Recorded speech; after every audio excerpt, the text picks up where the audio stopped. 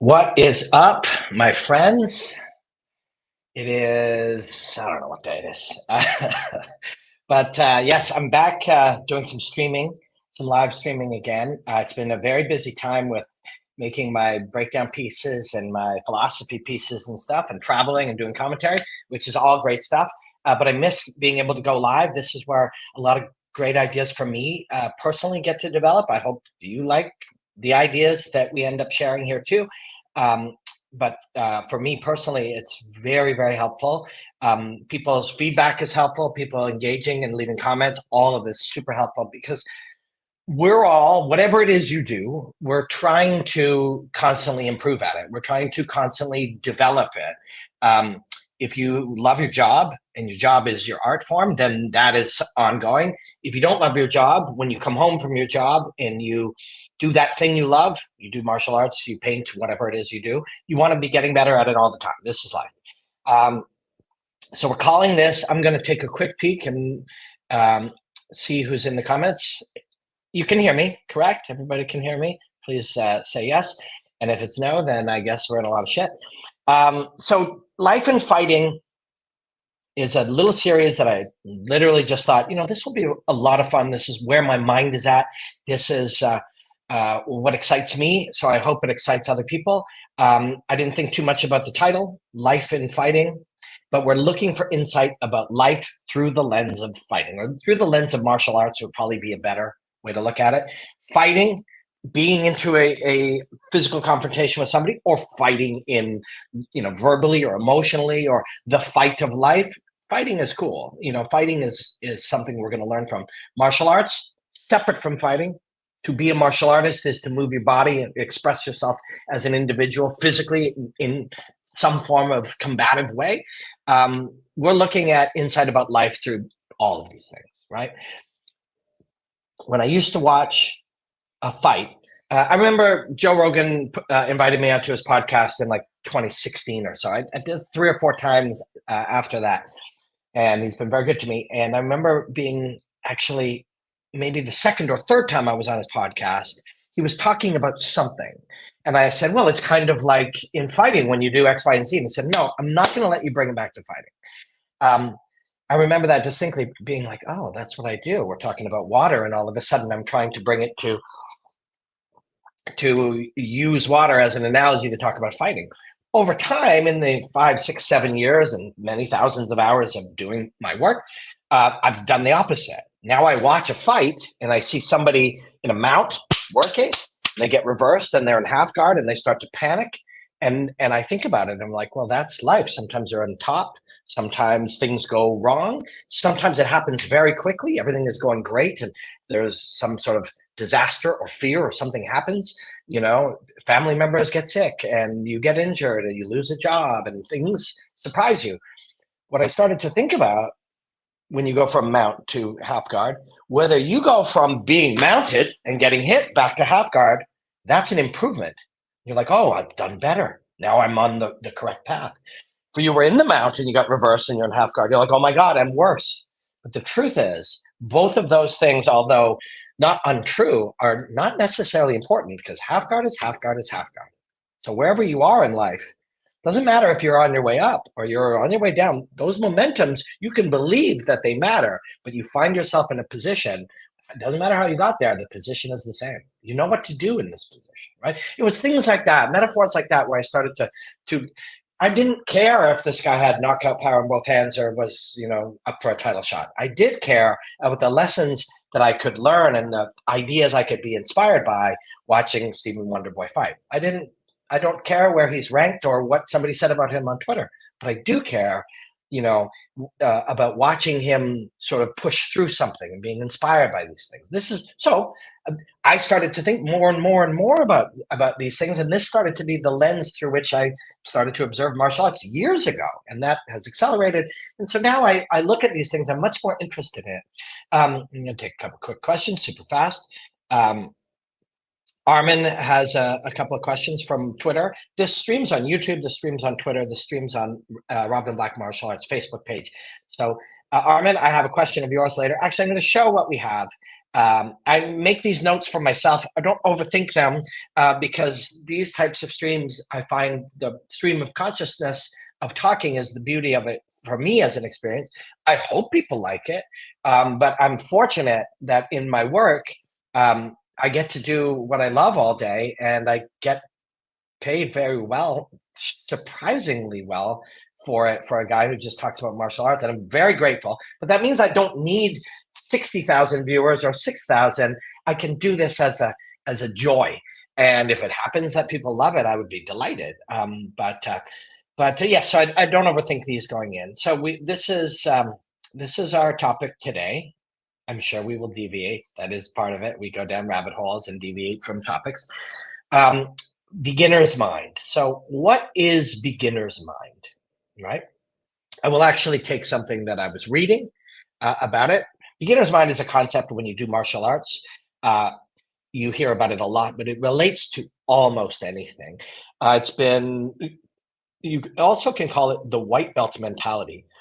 That's what you hear often in a martial arts context. Somebody will say, keep that white belt mentality, keep that white belt mentality, or keep that beginner's mind. So I'm just pulled something off YouTube to make it simple. I'll explain it in my own meandering way, but having a beginner's mind means you approach the world through a beginner's eyes. The term is translated from the original word Shoshin, which is a word that comes from Zen Buddhism. It means you look at every situation you're placed in as if it's the first time you're seeing it. Now, why would that be good? This was Shunryu Suzuki wrote about this concept of Shoshin in his book, Zen Mind, The Beginner's Mind. If your mind is empty, it is open to everything. In the beginner's mind, there are many possibilities, but in the expert's mind, there are few, right? So if you start to believe that you know a lot about any subject or topic or the world, or how even about yourself in a lot of cases, if you believe you know a lot, you now limit the possibilities of your thinking. You know, this isn't true, and you know, that isn't true. This is 100% true.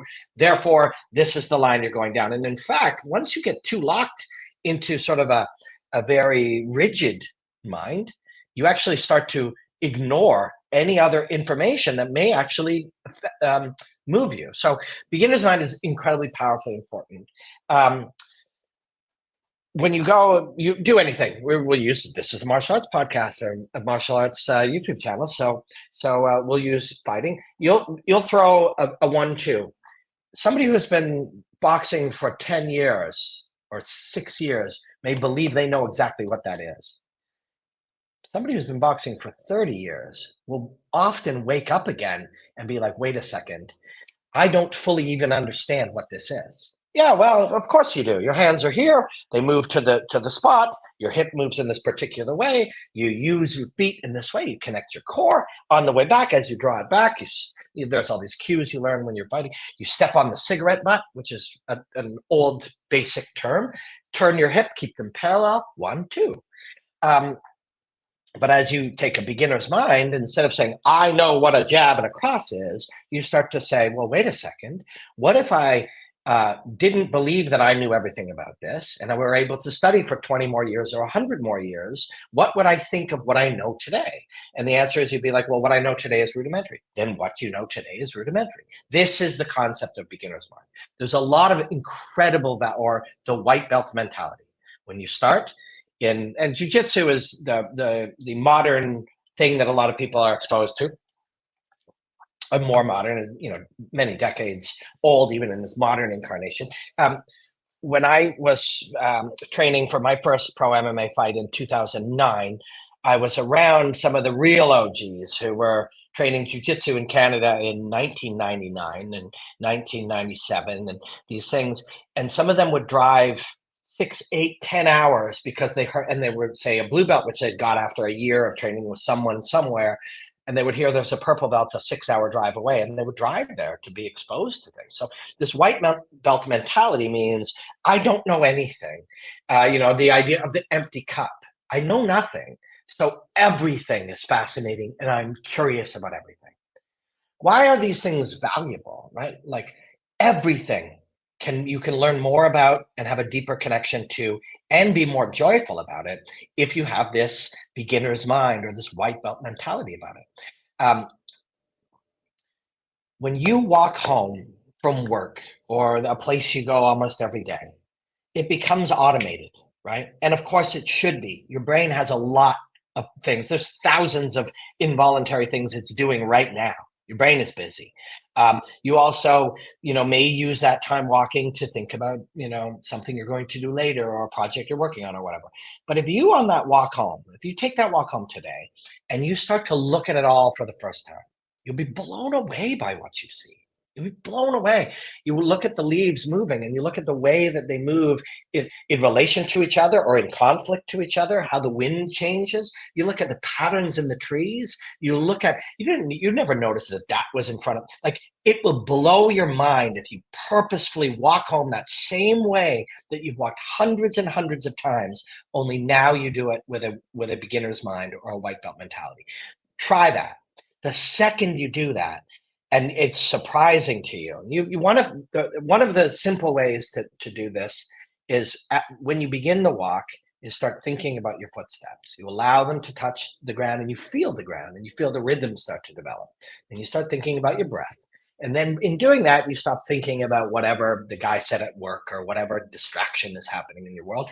And you slowly become connected to the real moment, super present. Once you're super present, you begin to look at everything you've seen thousands of times in a different way. This changes your life. This changes your life.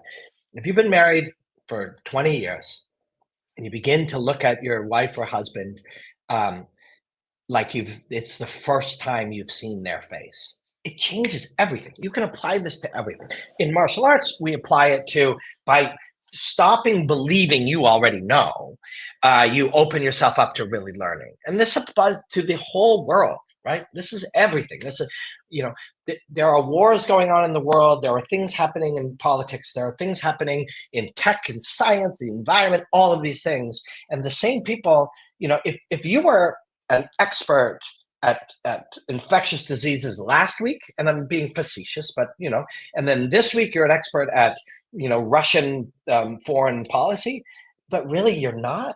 You're stopping yourself from being able to think about anything, and those things don't.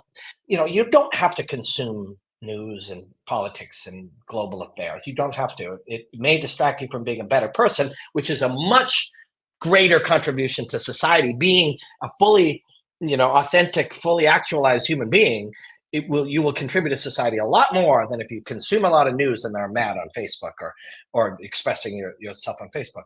It's hard to do. It's hard to do both. You become a better person by not being constantly. There are 600 wars. There's probably 60 active wars on planet Earth right now. You do not need to fixate on the one TV is telling you to fixate on. And this is besides the point, but all of these things connect to this, right? There is a opportunity cost to everything. What you are doing right now, spending time with me, watching this video, you cannot also be doing something else, right? And that applies to everything. Every minute of the day you spend, trapped in a loop somewhere is a minute you cannot spend examining the world with this open mindset. This is a tough one. This is a tough one to verbalize and get to and make sense of it. And I really hope I can do it. But often, currently, again, I'll use martial arts as a tool. And this is not a knock on how people cover martial arts. It applies to every part of the world. But currently, if we were to look at, and I pulled one up at random, if we were to look at any place that, say, covers professional fighting, we have Michael Chandler said, I finished Conor within 2 rounds, probably end his career. The next one is Arnold Allen unsure, quote, I'd hate to see this legacy fall apart. The next one, Paulo Costa wants, quote, dream fight. The next one, Ian Machado Gary, this fucking stung, but made our, it's all just what people said. None of this is about anything that's actually, it's opinion. It's all opinion. And opinion, when the world can get you to have an opinion, and bear in mind, Everyone is entitled to an opinion, but everyone is entitled to reject their own instinct to form an opinion. And if everyone else is forming an opinion and you purposefully do not form one, or work to not release the fragile human need to make sense of it by having a quick opinion, you are doing something more powerful than most everybody else. Most people will react to this, blah, blah, blah. This guy says, fun, fight, someone gonna get knocked out. And you now have an opinion to that. You've now been trapped. We talked about opportunity costs. You've been trapped having an opinion, possibly arguing with somebody who has an opposite opinion. And both of you guys didn't do any specific work to form that opinion.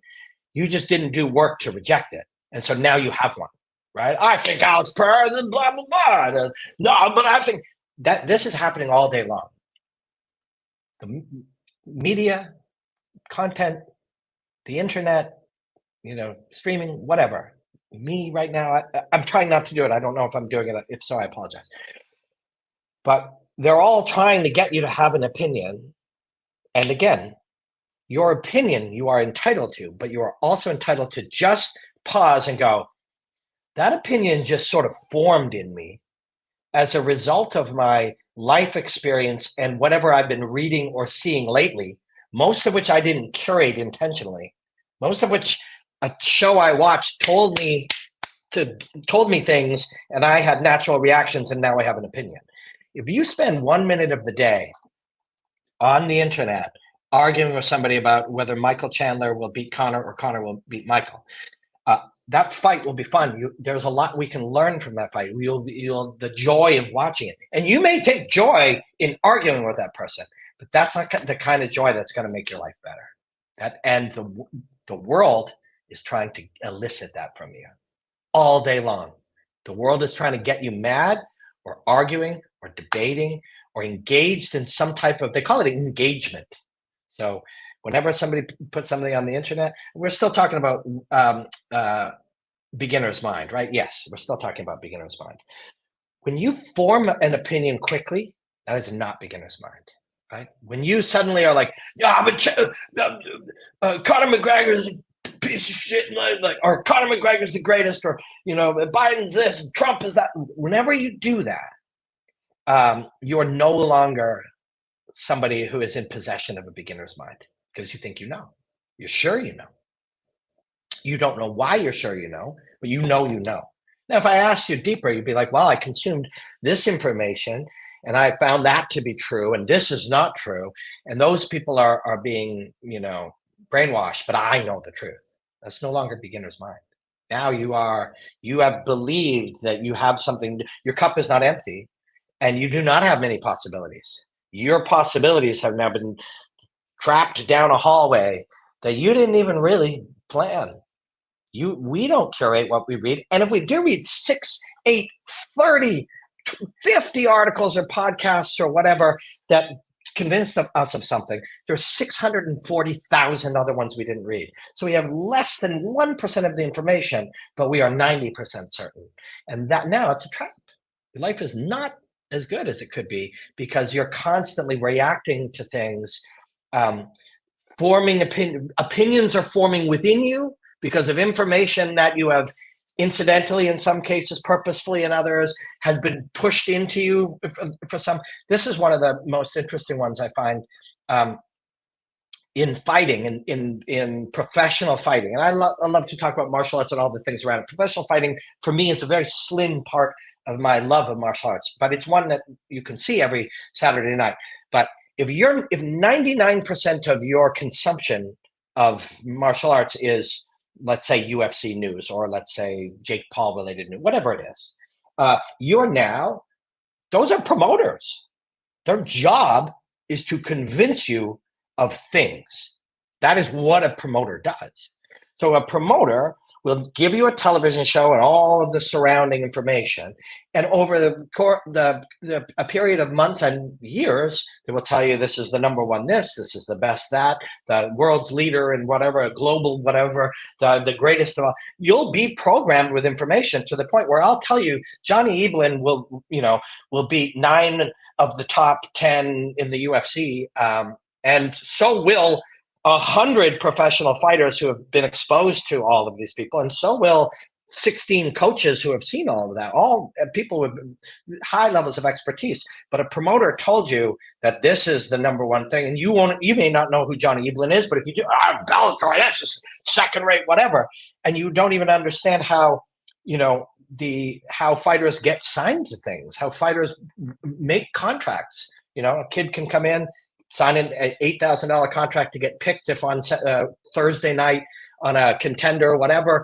he ends up having a big moment. Now he's already signed a contract. He got 200 of those. Are those the best? Or is the guy who came out of, somebody gave him 100,000 instead of 8,000 to fight in a different show? He's probably better, or could be at the very least, or possibly is. And if all the coaches tell you he is, you'll still argue it, tapping on a thing about, is he Strickland or whatever, will crush this guy? You just wasted your time. Don't have the information except for what you've been programmed by a promoter who has a vested interest in having you believe a thing and the incidental stuff you've got around it, but you strongly feel like you've lost the white belt mentality, right? You've lost it. You're now being manipulated and led by corporations and people who have an interest in you spending your money based on your beliefs that they influence, right? So this is a real life thing. This is a real life thing. It doesn't matter if you believe fighter A will beat fighter B because this one is in this corporation, this one is in that doesn't matter. But this will matter if it relates to science or technology or emotion or love or your job or, it really matters, right? Which is why we're talking about this. And the lessons that we learn through the study and consumption of martial arts and fighting, how they can be interpreted for real life. I'm going to take a couple of quick questions. I don't have as much time today, sadly, as I did a few days ago. Dawson, two-part question. What led you to the path of being a combat sports broadcasting too? What are some of your biggest influences? I'm not a combat sports broadcaster. I was, I guess, at one time when I worked for a television channel that was combat sports broadcasting. Now, whether I'm calling myself a creator or professional martial arts consumer, so I'm in my 50s, but some people would say he's an influencer. But I'm definitely not a broadcaster. And sports isn't really my thing. I don't really like sports that much. I consume fighting sports because it's a place where fighting takes place. But I'm more interested in fighting outside of that. But it's kind of you to ask. And there's no judgment. We're all different. We all like different things. And that's a good thing. Robin, love your videos. Thanks for the hard work. Thank you. Oh, by the way, this was Dawson's question. Apology. And hey, McDojo Life, follow McDojo Life. This is one way I up engagement on my pages. Just toss out any opinion at all, whether I believe it or not, and most people engage a knee-jerk reaction. So that's my friend Rob at McDojo Life. And McDojo Life serves incredible value exposing frauds and, worse, right? There are worse things than just teaching fake martial arts gets people killed. But being a pedophile or like a horrific human being, an abuser, infiltrating martial arts, that's something Rob exposes to. But he makes a great point here. And actually, he helped me a great deal. I'd like to make this point for you. The people I'm going to list are friends, and this is no judgment whatsoever. So let's say Michael Bisping, let's say Chael Sonnen, because Chael is a good friend and a mentor, and I've learned a lot from him. And he's given me a lot of advice and a lot of help over the years. So this is no judgment. He's a very smart guy, and he loves the game. And he loves the game of martial arts, but he also loves the game of content and audience and stuff. When Chael looks at the camera, and again, there's no judgment to him or anyone else. Everyone does it. Looks at the camera and says, all right, guys, prediction time. I think this guy's going to do this at this thing at this point. And in the second round, by this. All of the intelligent ones, people like Chael, the smart people in the world of martial arts content or sports or television content, know telling the truth, giving an actual prediction is nonsense. If you've studied martial arts for any length of time, if you were to do this 100 times, you'd probably get between 45 or 50, if you really know martial arts, and 55.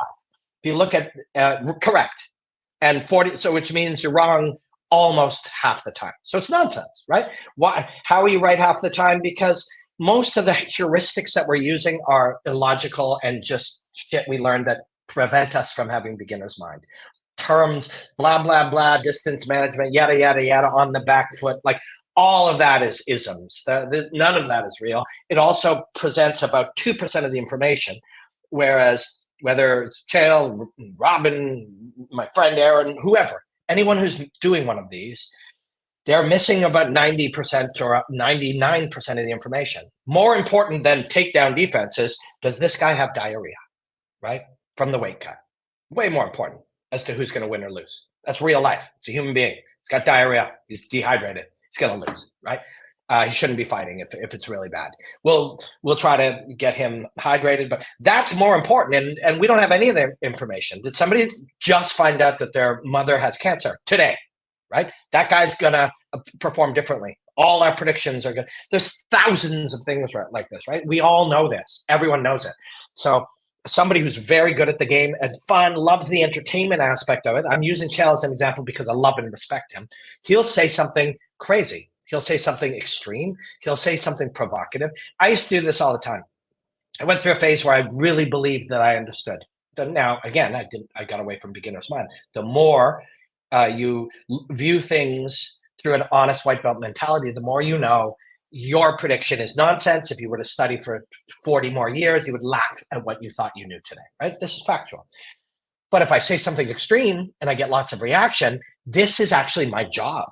Now, it's not my job. It's not how I choose to interpret my job, but it is definitely how Stephen A. Smith or whomever, and I'm not picking on him either, their job as they see it is to provoke engagement, not to tell the truth. The truth is predictions are nonsense and nobody should make them. They're distracting, misleading, and they make us all dumber. That's the real truth. That might change in 10 years as we understand more about aspects of things that we don't even know exist. But truthfully, it's a mechanism to create engagement.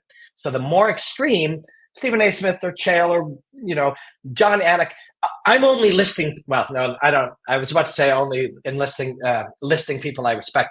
I don't actually specifically respect Stephen A. Smith. I don't know exactly what it is he does, and I definitely don't consume that kind of thing. So I can't say.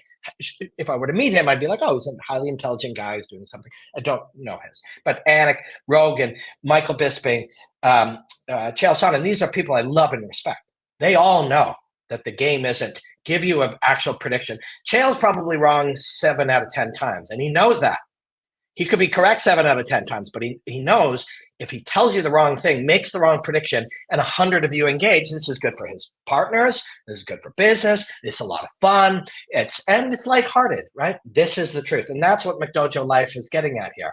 He's like, literally, you just say nonsense and the world reacts because people react. They think they know. And if you're wrong, let's say Chael wanted to be wrong because he knew hundreds of people would say, Chael, you're an idiot, blah, blah, blah, blah, blah. Well, then try to be wrong. It's better for your business. It's not, no judgment. It's not my thing, but no judgment. Robin, I love your videos too. Thank you. How do you keep an open mind in difficult situations when you are stuck in your own pattern of dealing with it? Is there any trick to it? That's a really good question. And most of these things are practices. I'm old now, right? I'm in my 50s. You have two distinct choices at 18 or 34 or 50. That is, become more serene, a little healthier, a little bit more honest, a little bit, try to gain more understanding of the real world around, or go the other way, right? And it's all small things. You literally every day, could I exercise a little bit more? Could I try to read a bit more? Could I try to be a little more calm, a little more peaceful? Would meditating help me? And you look at these things and slowly, and if you do those things, not a lot changes today, but if you do them every day, in 3.5 months, you're like, oh my God, I'm a totally different person. Those answers are far stronger for your life than, some trick that we could use. And I don't mean that in any negative way, but there are no real, there's no real trick to most of these things. The trick is make tiny changes that are doable every day for a long period of time And a long period of time literally could be like 13 days. Be like, oh my God, I feel like a completely different person. I read 10 pages a day of something interesting. I got more sleep. I consumed less alcohol or marijuana or none of it. I ate slightly better. And you don't have to do 9 of those things. Any one of them will make your life better. And that's the so-called trick, is people who are successful in life, they don't have a trick today. They have some tricks that started 13 years ago that they stuck with a lot. Not always, nobody's perfect, but a lot. Where were we? I'm going to come back to more questions because this is super fun. Oh yes, this was where I actually really, so the Q&A we're going to do at the end. This is actually something I've talked about before if you do consume my stuff or hang out with me, but negative capability. I'm going to actually read you this too. This is one of the things, actually going back to that question we just had. How do you keep an open mind in difficult situations when you're stuck in your own pattern? Okay, actually, this does help. So, negative capability. Negative capability is the capacity of artists, and you are all artists. You're artists of life. You're artists. Everything is art. When you fill the toilet, that's art. Everything you express is art. I don't only believe that to be so. I think that is so. I think whatever human beings are doing all day, whatever words you speak is art. I think you're an artist. Everybody's an artist. Negative capability is the capacity of artists to pursue ideals of beauty, perfection, sublimity, even when it leads them into intellectual confusion and uncertainty, as opposed to a preference for philosophical certainty. The term first used by John Keats has been used by poets, philosophers, and theorists to describe the ability to perceive and recognize truths beyond the reach of what Keats called consecutive reasoning. So consecutive reasoning is, I see this, I think I know what that is. From that point, I use that information to do something else, but that information was flawed. Now I'm further from actual reality. And I say this all the time about fighting. We're using fighting as an example. When somebody who's actually, let's say, they don't do martial arts. There are the world of, say, journalism and reporters and stuff over time in any sport or art or the Oscars or, film criticism or whatever. People who actually don't do the thing start to believe they know about the thing. So if you are talking about range or rhythm or speed or any of these typical things, fatigue, any of these things in martial arts, but you actually physically have never done them. You don't have to have 30 fights or 2 fights, but you actually, although that would be 30 would be better than 2, and 2 is better than 0. And 0, but you've been a martial artist all your life is better than 0, but you did martial arts for 6 months, which is better than you never did it. Because the information that you think you know about something is based on what you've heard before that you took on as truth. And then you, what was the term we used? Consecutive reasoning. Now we have the wrong information or slightly imperfect information, and we build on that. Suddenly you've got somebody who's a non-martial artist explaining, and maybe even criticizing what John Jones is doing, or, how did Cyril Gane, yada, yada, yada. Well, if you don't understand the altered psychological state that takes place, everything is consecutively reasoned incorrectly. Once you get to the point that you can use negative capability, it is being comfortable in the not knowing. And being comfortable in them not knowing allows you to gain more information. What do I mean by that? We go back to beginner's mind. This is a really important part of this. Is this red or is this white? Is this guy good or is this guy bad? Is this guy the best or is this guy the best? As soon as you believe you know either of those things, you are now trapped in a world that the other information you get is colored by what you believe. Negative capability. And why do we do that? Why do we have an opinion so strongly and so quickly, and it's so difficult to break it? We do that because we're fragile. We're fragile creatures. We're afraid. We need to know, and it's been valuable to know in our history. If there's a saber-toothed tiger coming over here, we have to make a quick decision if that thing is worth petting or running from or stabbing in the eye, or else we wouldn't even be here, right? So that natural tendency to have a knee-jerk opinion is somewhat genetic. There's a genetic component to it. We exist because we made quick decisions about safety. Now, the world we live in, that sense, we're doing that about people and about science and politics and entertainment and what whether somebody should be saying something. And there's a big debate, and I try not to consume any of this stuff, or as little as possible, but there's a big debate right now about whether this is out of line if you say this about this guy's family, or this is out of line if you say this about, like, this guy's whatever.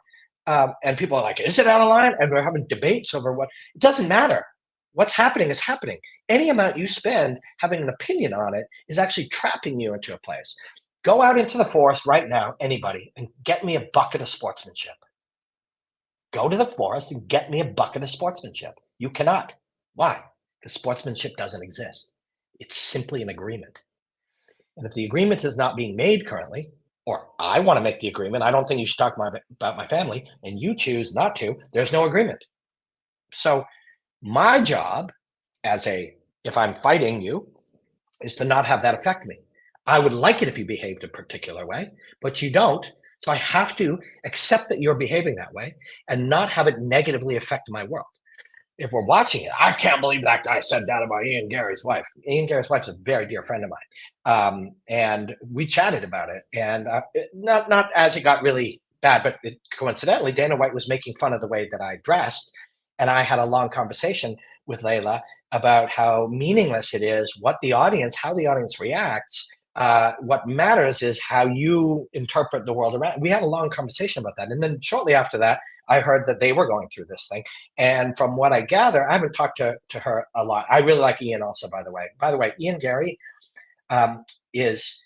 I've come across 1,000 of these kids. He knows a lot more about who he is than 99.9% of them. He's a lot more authentically what he is, and he's able to interpret the world very clearly and very honestly, which is powerful. And it's kind of what we're talking about here.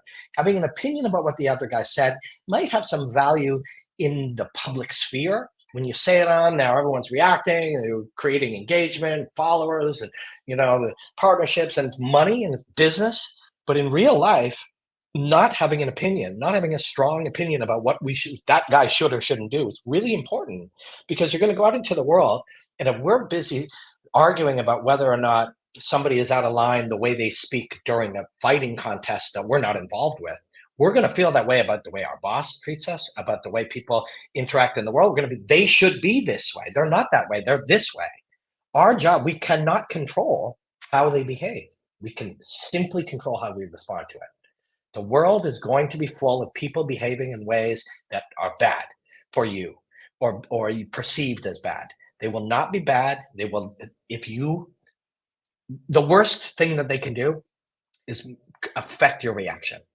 If you control your reaction, they have no effect. Doesn't matter, apparently Colby Covington said something about Leon Edwards, deceased father. Unclear of exactly what it is, because that's just going down a rabbit hole that has nothing to do with my life. And Leon, and I know his coach Dave. We worked together on a show, Levels Fight League in Amsterdam. Very smart guy, and his job would have been to be like, we can control our reaction. We can't control what this idiot says. He's an idiot. Who cares what he says? Of course, it affects you emotionally. That's the part we need to control. Not whether or not he should say it, or who should be saying what, or is this out of line. That's all a waste of time. The world's going to be how the world's going to be, whether you form an opinion of it or not. So don't form one. That's what negative capability is.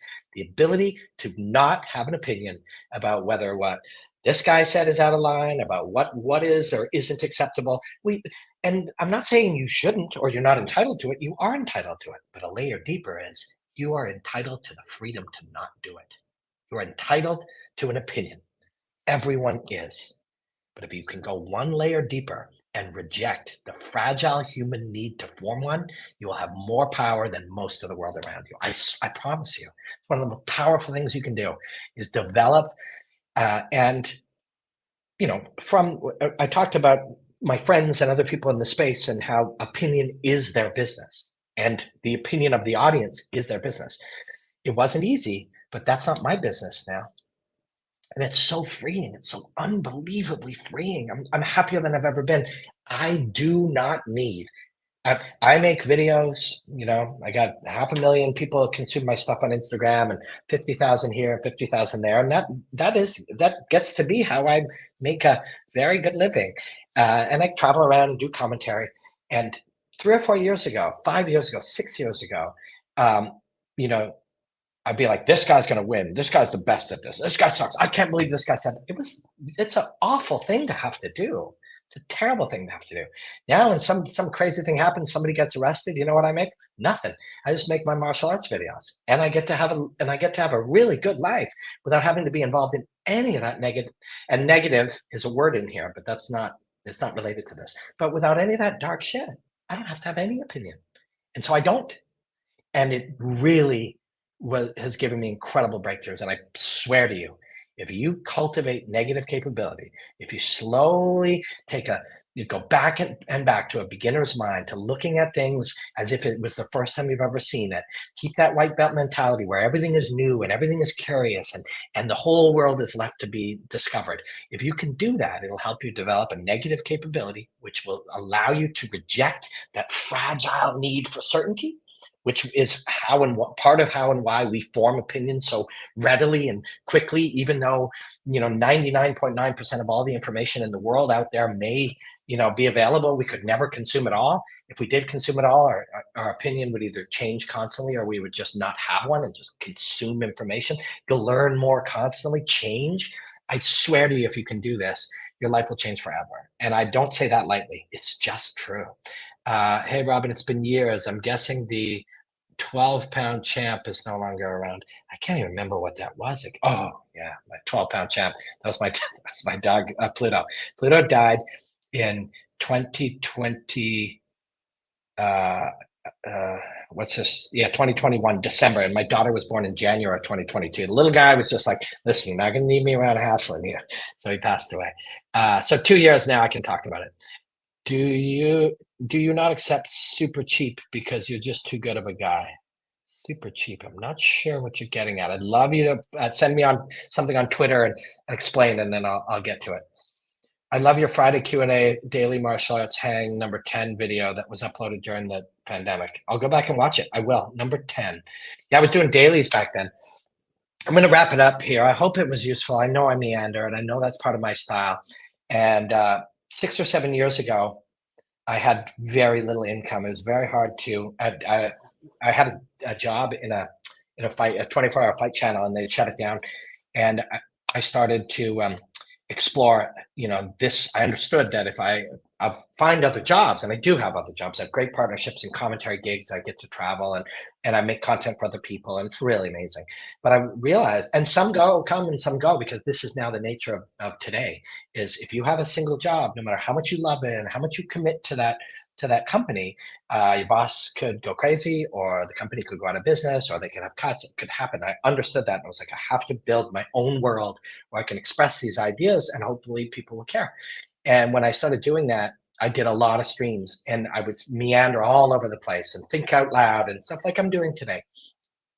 And like 90%, not 90%, a lot of the comments would be like, why don't you just talk about each guy and then make a prediction who's going to win? I literally got that day after day after day. And that reminded me, wait a second, if they think this is how you must do a thing, then that right there is a trap. But it takes a long time. It takes a long time to find your own way to get to do things, but it's worth it. It's worth it. I swear to you.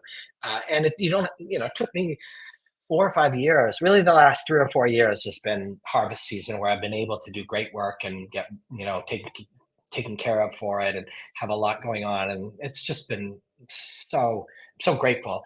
But you didn't know that 6 years ago. I didn't know that was going to be the case. But I just was like, this is what I love, so I'm gonna do it anyways. If I never make, X amount of money or I never get to like pay all my bills with it, that's okay. I can get another job. And I was like literally this close to having another job when a DAZN brought me in to do some traveling, and then Bellator brought me in to do some content stuff, and then a online digital, and all of a sudden it started to grow, and that was 3 or 4 years ago, and now I've got this whole world. I get to do whatever I want, but as a result, whatever I want within reason. You still have to treat your audience as with the truth that you only get to do this because you have an audience that cares. And that's the truth. And so when people try to pay you money to talk about a product, you don't do it if you don't think your audience will like it, and you don't do it if it won't enhance their lives in some way. So you still have to be, you still have a boss, but your boss is the 750,000 people who follow me on these platforms, not some guy at an office who doesn't care about his job. So it's pretty great. But I would urge everybody to follow that thing. Figure out what that thing is. You know what it is, to be honest. Something that got you excited when you were a little kid, and go do it. Do it for an hour a week, 2 hours a week. But yeah, I'm happy to be back streaming because those daily blogs really helped. Daily hangs really helped during the pandemic, the scary times. And now I'm very busy, but these are where I explore ideas that will later end up in a commentary gig for Jorge Masvidal in a city in 6 months. Or these are ideas that I get to express that I'll be able to suddenly zero in on in real time next to the pit at Karate Combat when I'm analyzing it. It all happens here, and it's fun, and I enjoy it, and I'm really thankful. I'm really, really thankful, and that's the truth. That's it. I appreciate you. Next week, I'm not going to be here. I'm going to take my family to Disney, and it's going to be awesome. And the week after, I will be back. I would say, let's say Thursday again. So 2 weeks from today, I will see you. Thank you for hanging with me. It really means a lot to me. Much love. Enjoy the hostilities, my friends. Black out.